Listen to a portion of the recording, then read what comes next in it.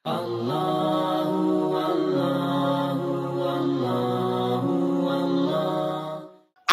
soalan yang paling common sekali? Okey, ni saya akan tanyakan kepada dua-dua, Ben dan juga Brother Lim. Apakah soalan yang biasa ditanya dekat ceramah kita selepas ceramah? Yang selepas ke sebelum? Semasa? Selepas. Selepas ceramah. Biasanya kan kita ceramah, lepas tu kan kita buka sesi soal jawab kan? Jadi apakah soalan lazim yang biasa jemaah akan tanya kepada Brother Lim dan juga Brother Ben? Kita mula dengan Brother Lim dulu insya-Allah. Soalan yang biasanya orang nak tahu macam mana apa yang sebenarnya yang turning point yang buat saya ni nak terima Islam, iaitu memeluk agama Islam. What is the turning point? So orang nak dengar. So inilah soalan yang biasa orang tanya daripada karya masjid atau surau. So mereka ingin nak tahu. Dan saya faham kenapa mereka tanya begitu. Mereka harap daripada pengalaman kita ni ataupun perjalanan kita ni dia boleh gunakan itu sebagai satu hujah ataupun suatu keterangan yang dia boleh gunakan untuk share. Kadang-kadang mereka nak share, mereka boleh ceritakan kepada kawan-kawan yang bukan Islam bahawa contohnya Beng Uy masuk Islam kenapa, apa yang buat dia masuk Islam, apa yang menarik dia masuk Islam. So kadang-kadang dia boleh membantu untuk berdakwah sebenarnya. So itulah. Ya. Tak dengar, tak dengar. Tak. Dia belum season lagi. Anyway, itu biasalah soalan yang ditanyakan kepada Brother Lim. Kita nak dengar juga daripada Brother Ben. Apa selalunya orang tanya selepas ceramah tu? Okey, semasa ceramah saya selalu memberitahu bahawa apa aktiviti yang kita buat di Penang ni adalah salah satunya adalah street dakwah. Sebenarnya street dakwah ni bukan hanya IDT ada buat, banyak juga NGO yang buat, alhamdulillah kan, untuk menyampaikan istilah Islam. Jadi selalu mereka akan tanyalah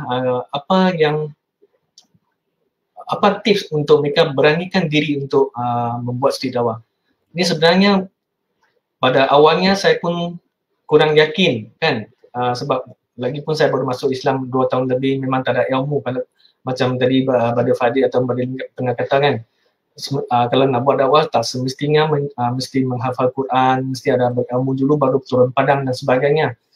Lepas tu bila saya pergi menghadiri kursus dakwah yang dianjurkan oleh IDT, yang diajar oleh Brother Lim sendiri, iaitu cikgu kami, alhamdulillah.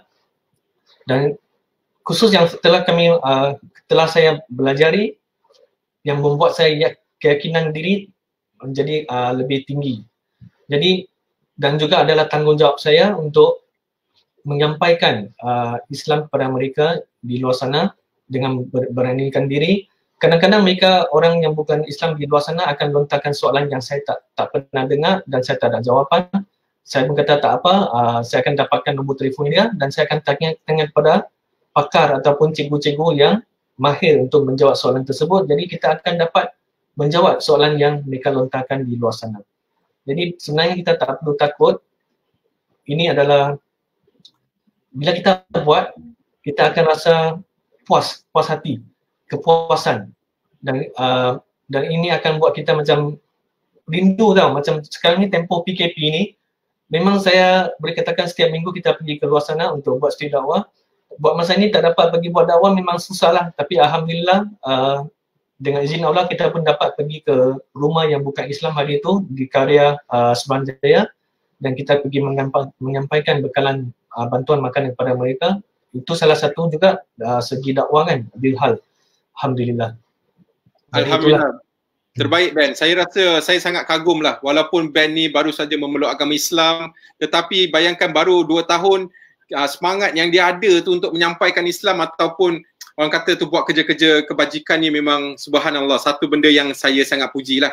Dan Brother Lim, sebelum saya nak tanya soalan seterusnya, ada seorang bertanya dekat dalam komen ni, dia tanya, Assalamualaikum Brother Lim, tak ada video dakwah dalam bahasa Cina ke? Saya nak guna berdakwah pada kawan-kawan Cina saya. Apa Brother Lim boleh jawab kepada dia insyaAllah? Waalaikumsalam warahmatullahi wabarakatuh. sebenarnya saya ada buat kelas untuk dalam bahasa Cina atau untuk kelas untuk mu'alaf dan sebagainya. Tetapi saya tak buat video untuk public. Untuk public belum lagi. Tetapi kalau ada permintaan, kalau ada apa-apa yang memerlukan, kalau contohnya nak saya terangkan tentang macam mana nak memperkenalkan Islam kepada non-Muslim, okey, boleh message saya terus, boleh bincang dan saya boleh buat satu video khas untuk macam mana nak terangkan Islam kepada non-Muslim. Itu peringkat pertama. Dan peringkat yang kedua juga adalah tentang apa jenis soalan daripada non-Muslim yang kita kena jawab. So bila dah mula buat video tu, dia akan perlu buat banyak video sebab dia permintaan akan berterusan. Itulah sebab mungkin permintaan yang tak banyak, disebabkan itulah saya tak buat video sangat.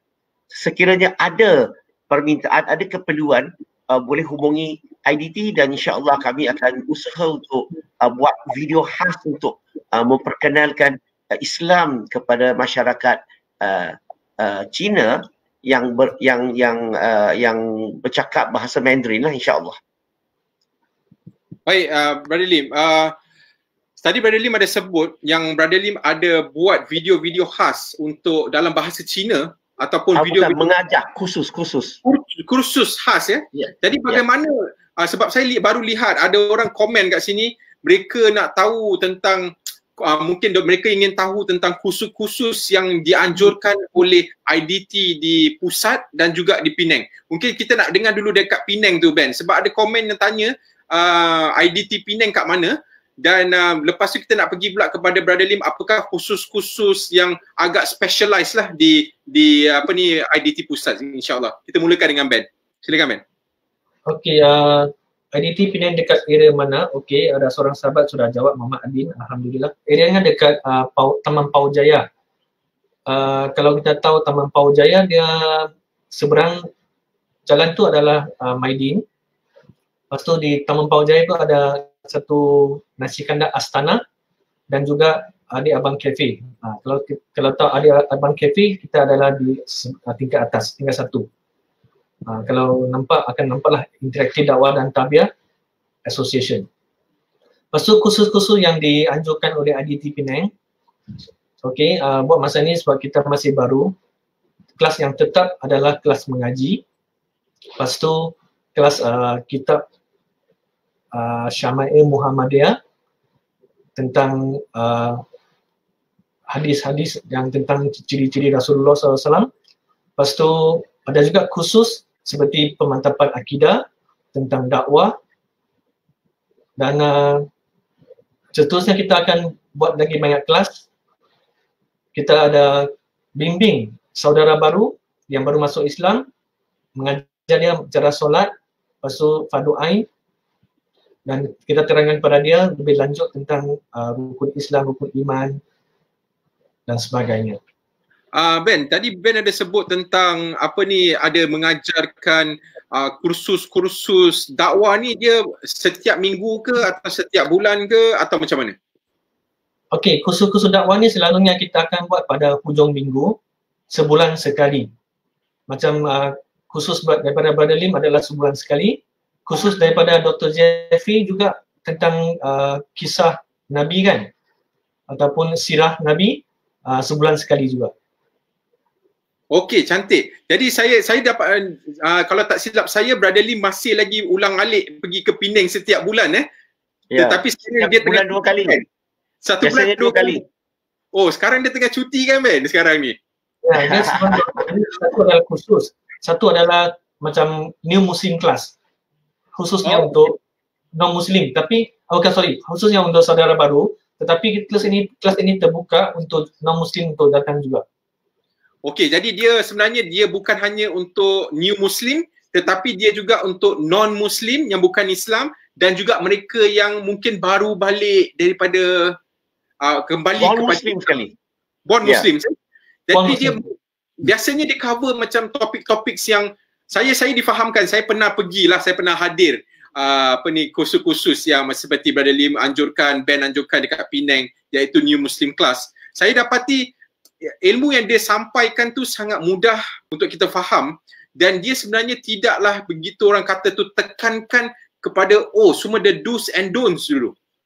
Biasanya kalau kita dengar kebanyakan tempat tu, dia orang suka bermula dengan do's and don'ts in Islam, tetapi dia forget to tell them even the basic of Islam, iaitu kepentingan tauhid, kenal Allah Subhanahu Wa Taala, mengajar mereka tentang the basics of understanding of Islam itself. Itu yang saya rasa sangat penting ataupun sangat kita perlukan lah untuk membantu saudara baru. Allah.